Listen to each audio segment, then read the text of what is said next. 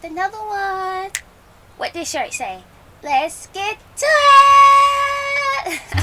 It's more than statements, it's a way of life. So ambition, the Miss Jackson talking. So first of all, I'm about to hit y'all with that plug. Go ahead, shop Empress goodies. You can cop this hoodie and other Empress swag. Support your girl. Alright, so what we came here for, we're going to look at this Madonna 1984 interview. I'm like so ready to jump into this Like a Virgin album. But I wanted to know from you guys out there, was there any other interview I should watch, prior to, Like a Virgin? Because what I do understand is that things changed with this album, so I want to make sure I'm still seeing like, young Madonna, or like Madonna like pre the real big success, you know what I mean? Alright, so let's get into this interview. Let's go. Well, now that I'm successful, I have a million more things to worry about. Well, the girl already successful. And she got 99 problems. Okay, let's go. Before, I was just basically interested in my survival, like what I was going to eat and what I was going to wear when it got cold outside and where I was going to live. But now I have to worry about who's ripping me off, and is my accountant paying all my bills, and is my lawyer making all those deals for me, and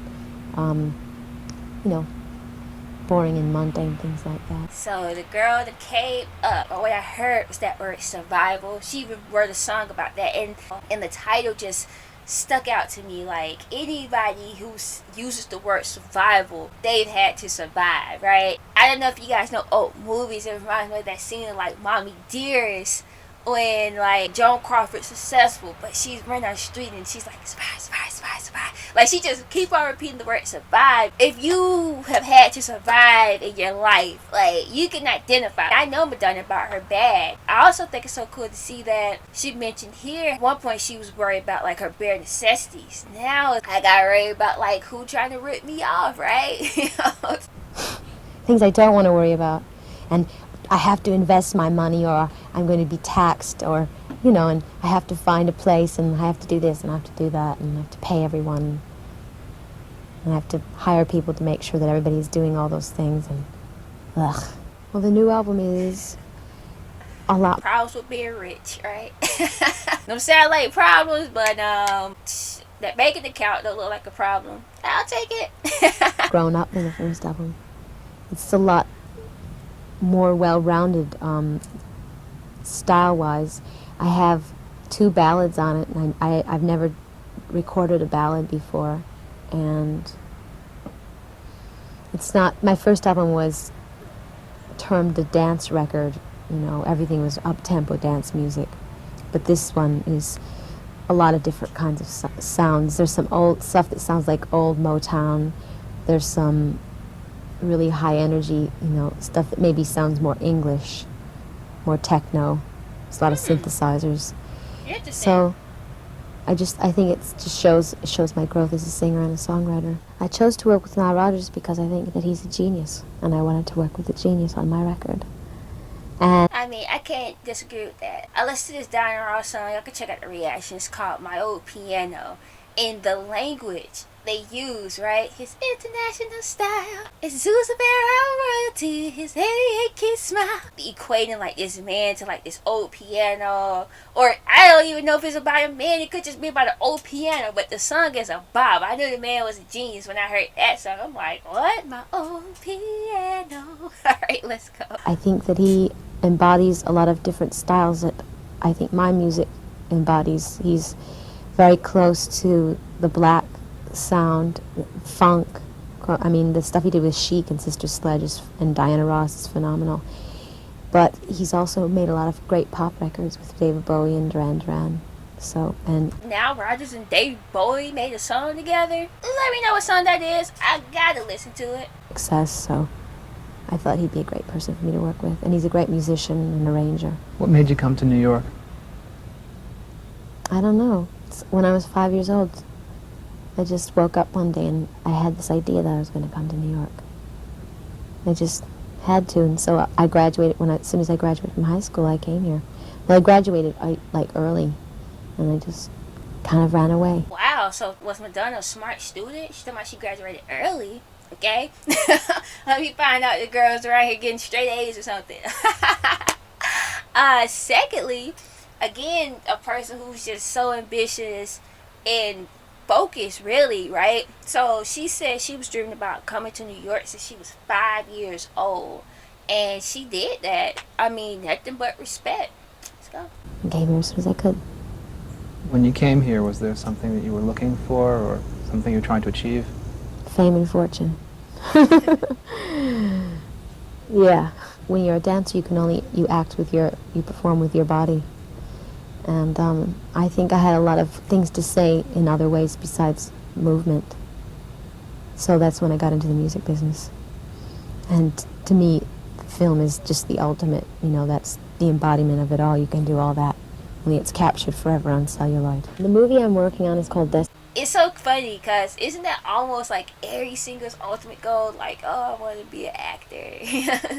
And like how like every athlete, oh, I want to do music, So, well, it's cool. Seeking Susan. It's directed by Susan Seidelman, who did a movie called Smithereens. And I play Susan. And Roseanne Arquette, Aidan Quinn, and Robert Joy are and Mark Blum are the other lead characters in the movie. And it takes place in New York. It's shot all in New York, and a little bits and pieces of it are shot in New Jersey. And it's like a murder mystery comedy romance. It's kind of like old-fashioned screwball mystery, and the character I play is sort of a combination between Judy Holiday and Carole Lombard. Okay, so Judy Holiday, I know her. Then she made that move with William Holden. I forget the name of the movie. It's like, there's one born every year. Dang, something like that. But she had like this funny voice. And she had kind of like that dead kind of humor. Like, the best way I can equate it with it, if y'all ever watched The Nanny, y'all know Val. Val low-key my favorite character on The Nanny. Because I don't know her name, my bad. But I feel like the actress kind of modeled herself after Judy Holiday. It's kind of like they low-key smart, but then they say something stupid, but then they deliver it in such a serious way. Okay, interesting. And Carole Lombard, I know she was married to Clark Gable, and I've seen some of her movies as well. And her style of comedy was like that 30s style of comedy, so like a lot of like wisecracks. Okay, kind of into this character that she playing already. I definitely want to see this movie now. From a long time ago, so it's funny and light, and it's been a lot of fun so far, but a lot of hard work. It's a lot different than making records. How do you feel about acting?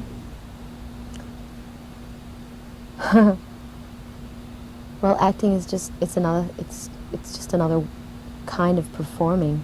It's an expression. It's being honest with your audience, stuff like that. So to me, it's just an extension of what I do already, making videos and performing on stage.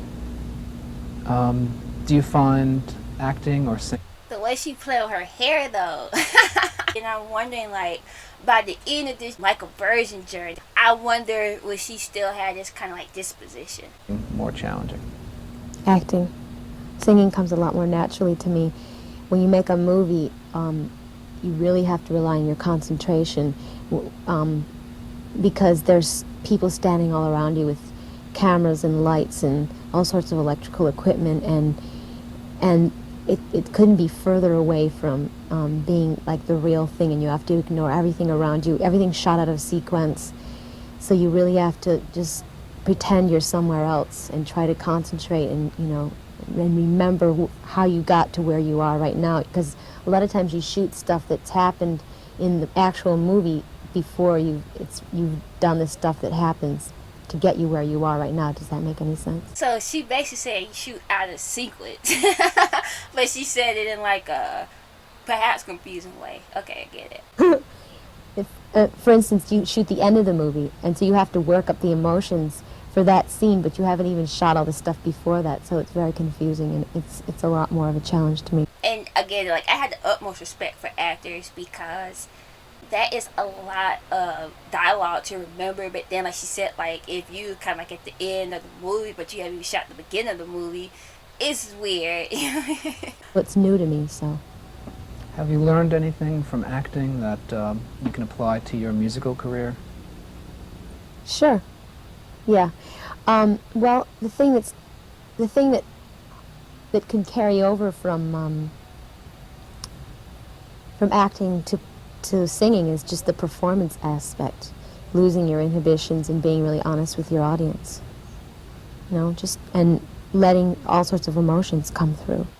I don't think that I'm using sex to sell myself. I think that I'm a very sexual person, and that comes through in my performing. And if that's what gets people to buy my records, then that's fine. But I don't think of it consciously, well, I'm going to be sexy to get people interested in me.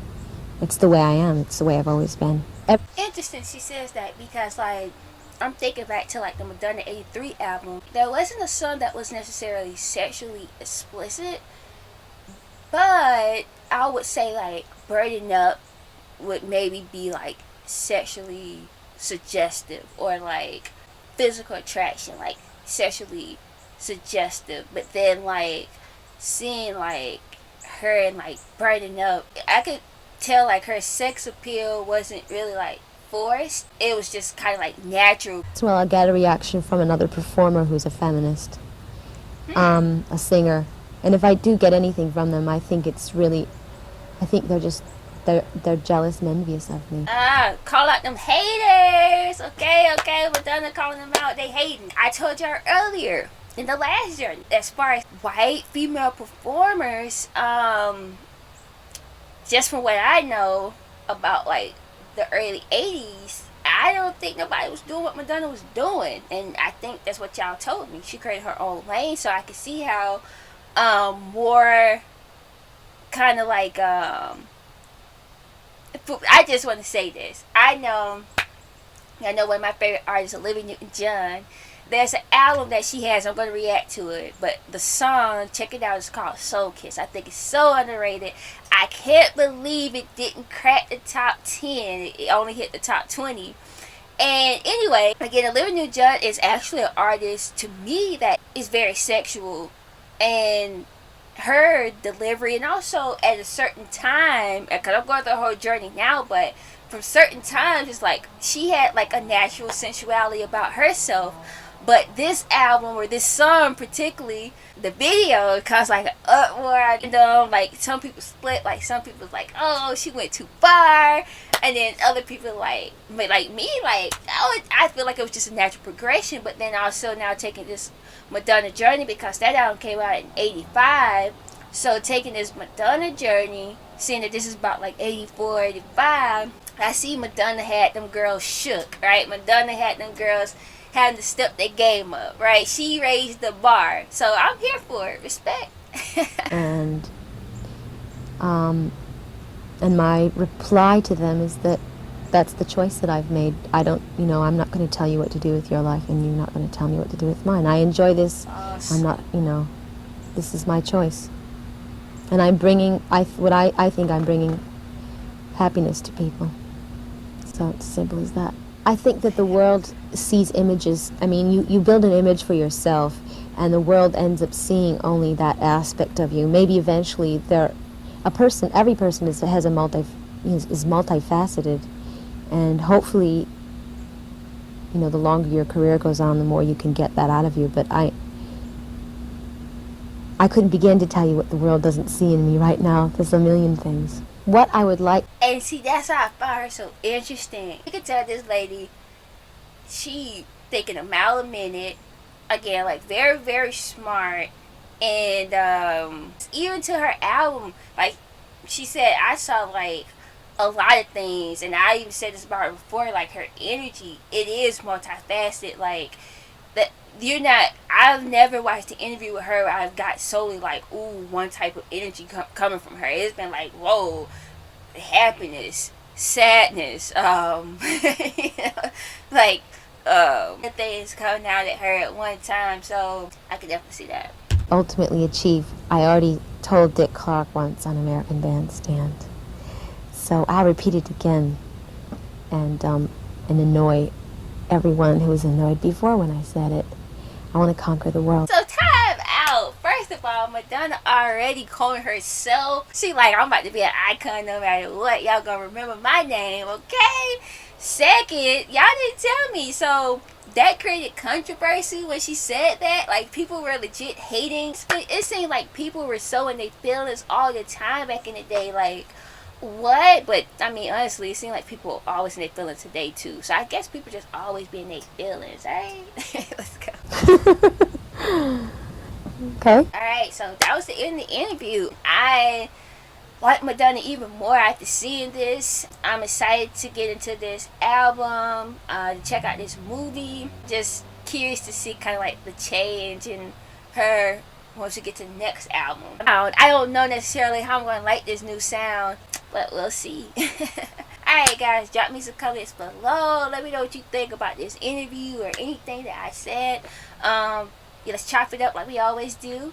Also share this video and also subscribe if you haven't already. What are you waiting on? Let's get to it. Alright guys, I will see you next time. Bye guys.